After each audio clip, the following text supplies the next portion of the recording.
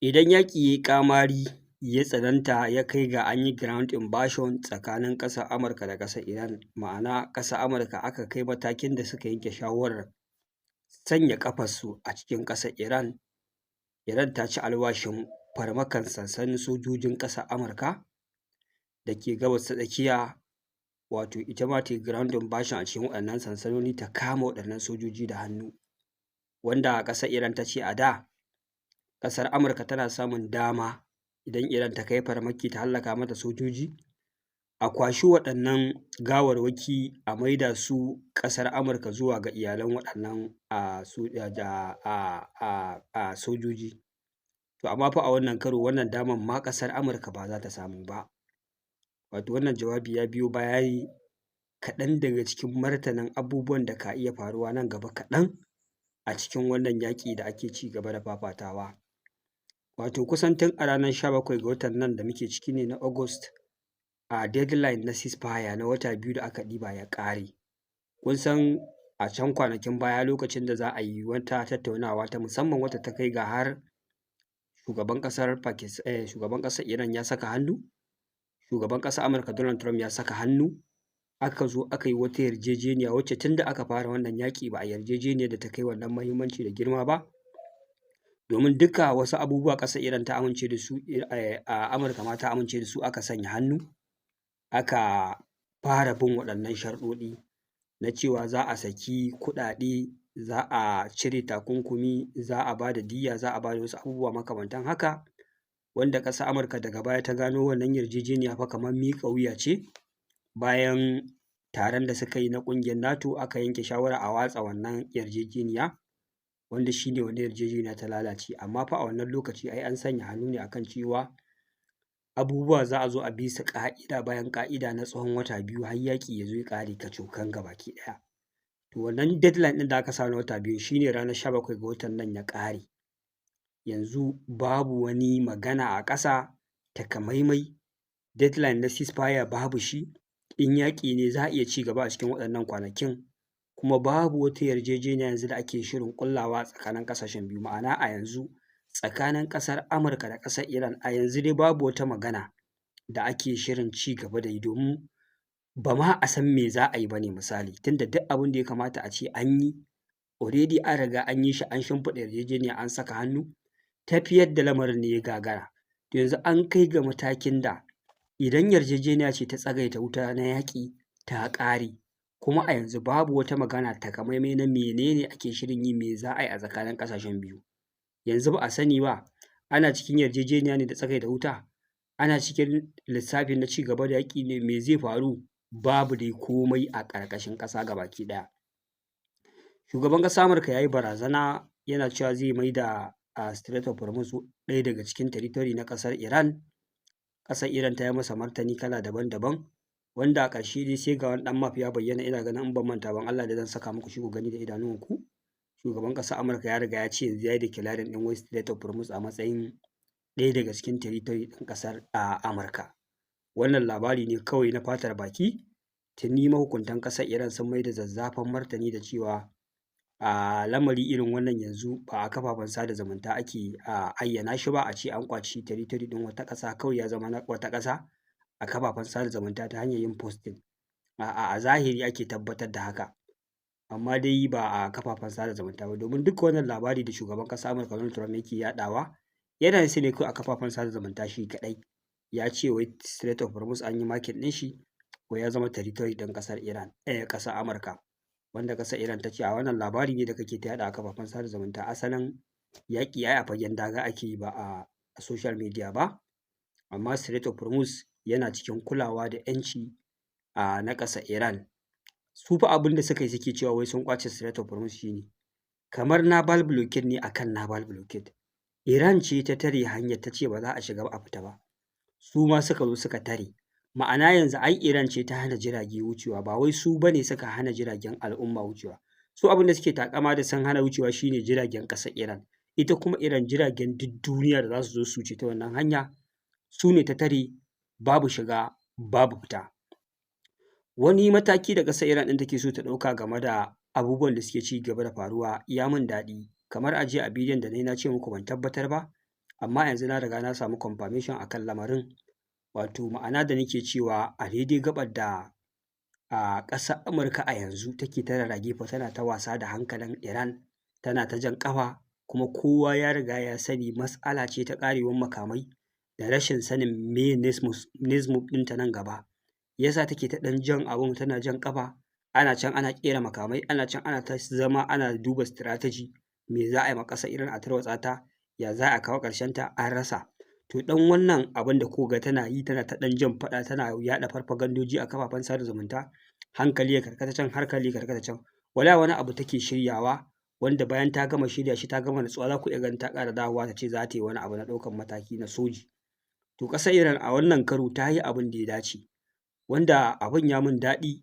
Ma'ana idan har ƙasar Amurka tana so a buɗe Strait of Hormuz, ko kuma tana so a ci gaba da tattaunawa ne, to dole ta dawo kan wannan yarjejeniyar da aka yi a tsakanin ƙasar Iran da ƙasar Amurka a Pakistan, wacce aka sa hannu cewa za a biya Iran diyya na biliyan 300, za a sakin mata frozen asset ɗinta, za a cire mata takunkuman tattalin arziki da dai wasu abubuwa makamantan haka masu matuƙar muhimmanci. To in dai Amurka ta dawo kan wannan yarjejeniyar, ƙasar Iran ta yadda za a ci gaba da tattaunawa da ita. In kuma ba ta dawo kan wannan yarjejeniyar ba, to babu maganar dawowa wata yarjejeniya tsakanin ƙasar Amurka da ƙasar Iran. Sannan kuma Iran ba za ta ci gaba da zira ido wai ana yi mata wani abu da sunan naval blockade ba, ma'ana an tare mata port ɗin ƙasarta, a ce babu shiga babu fita. To lokaci ya yi da maganar Iran ta kasance tana defensive ne akan ƙasar Amurka, wannan lokaci ya wuce. Idan ta ga babu wani abu a ƙasa da zai yiwu, to yanzu za ta buɗe waɗannan naval blockade ɗin ta ƙarfi. Na ce to alhamdulillah, ai abin da ya kamata dama tuntuni su yi kenan.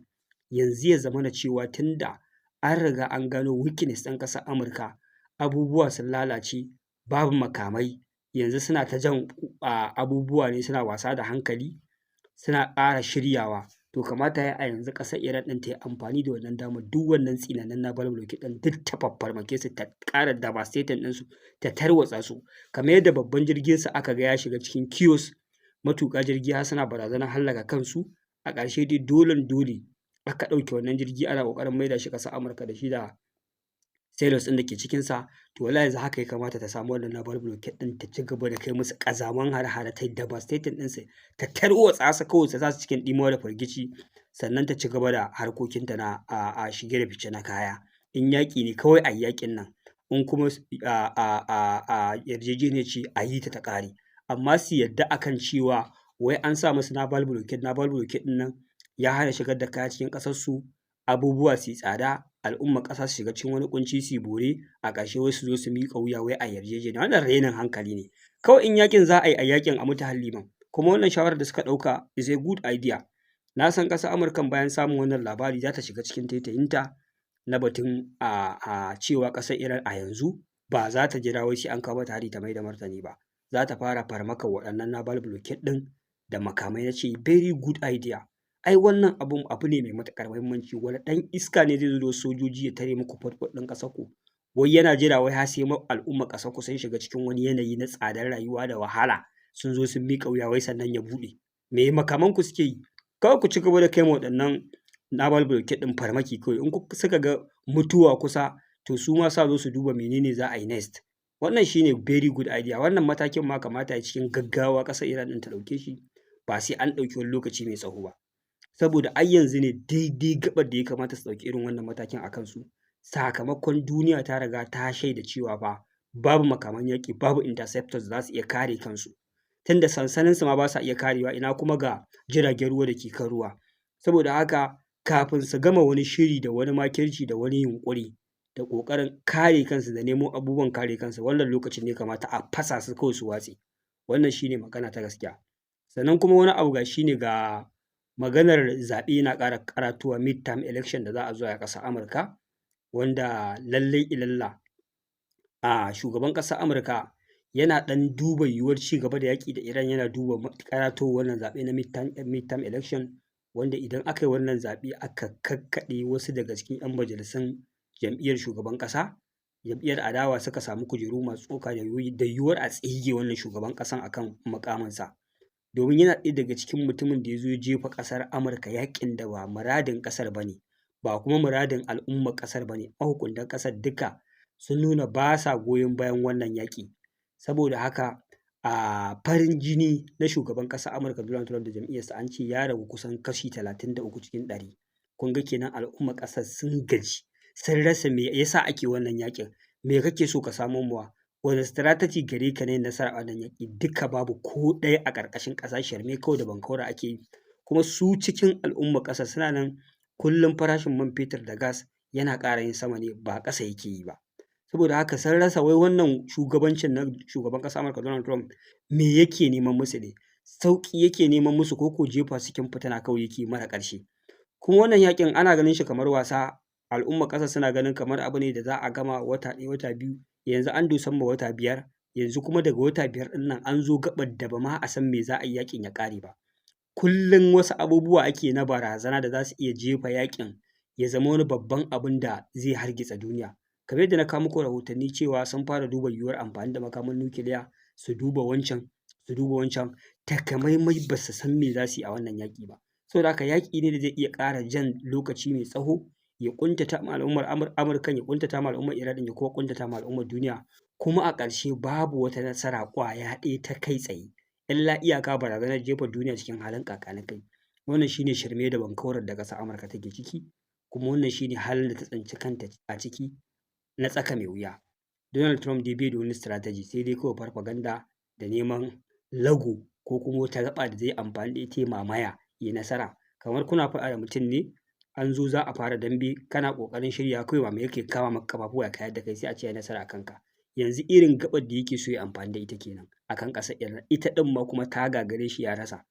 To muna fata Allah ya ba wa ƙasar Iran nasara, musamman a daidai wannan gaɓar da suke yunƙurin fara kai farmaki kan wannan naval blockade ɗin na ƙasar Amurka. Ina fata wannan lamari ya tabbata, domin ni ina ganin wannan shi ne right time da ya kamata su fara mai da martani na farmakar waɗannan naval blockade ɗin, domin za su ruɗe ƙasar Amurka.